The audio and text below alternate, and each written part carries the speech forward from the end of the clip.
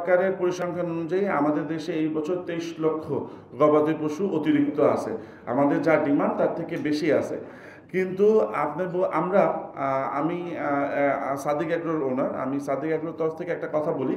সেটা হচ্ছে গত বছর আমরা 400 কেজির নিচে যেই গরুগুলো 500 টাকা কেজি, 525 টাকা কেজি লাইভ ওয়েট বিক্রি করছি, এই বছর কিন্তু 5% দাম কমায় আমরা কিন্তু সেটা 500 টাকায় বিক্রি করতেছি।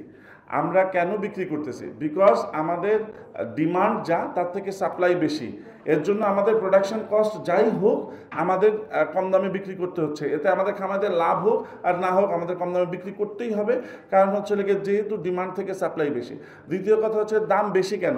দাম বেশির জন্য আসলে খামারিরা দায়ী না, দাম বেশির জন্য সরকার দায়ী। কারণ সরকার আমাদেরকে পলিসি সাপোর্ট দেয় না।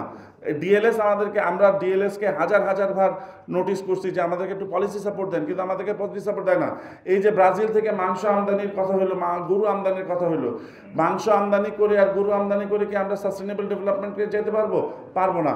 আমরা বলছি ব্রাজিল মাংস উৎপাদনে পৃথিবীতে নাম্বার 1, মাংস এক্সপোর্টে পৃথিবীতে নাম্বার 1। ব্রাজিল কি জাতের গরু পালন করে মাংস উৎপাদনে নাম্বার 1 হলো, মাংস এক্সপোর্টে নাম্বার 1 হলো? আমাদেরকে ওই জাতের সিমেন্টটা এনে দেন বাংলাদেশে, আমরা ওই জাতের গরুটা বাংলাদেশে উৎপাদন করি, লালন পালন করি, শিক্ষিত বেকার যুবকদেরকে আমাদের দেশে কর্মসংস্থানের যোগান করে দেই, কাজে লাগাই।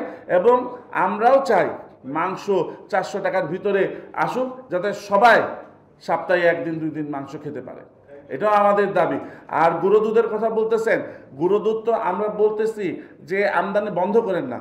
যতটুক চালের দাম কি নিয়ন্ত্রণে নাই? আপনার পেঁয়াজের দাম কি নিয়ন্ত্রণে নাই? নিয়ন্ত্রণ তো আছে। কৃষি মন্ত্রণালয় যেভাবে নিয়ন্ত্রণ করতেছে, কৃষি মন্ত্রণালয় তো চাল আমদানি ওপেন করে দেয় নাই, পেঁয়াজ আমদানি উন্মুক্ত করে দেয় নাই, একটা কোটা করে দিয়েছে যে পেঁয়াজ এতটুকু বেশি আমদানি হবে না। তো আমাদেরও যে দুধের যে ঘাটতিটা আছে অতটুক নিরীক্ষা করে তারা অতটুক কোটা করে দেখ যে দুধ এতটুকু হবে।